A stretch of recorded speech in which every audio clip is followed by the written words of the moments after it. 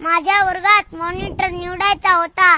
सगळे पोरं म्हणाली, बोर्या तू उभा राहा, आम्ही तुला मतदान करू, आम्ही तुझा प्रचार करू. असं म्हणून मी उभा राहिलो. माझ्याकडून बिस्किटचे पुडे खाल्ले, खिसाभर चॉकलेट खाल्ले. आता मला वाटलं मीच निवडून येणार.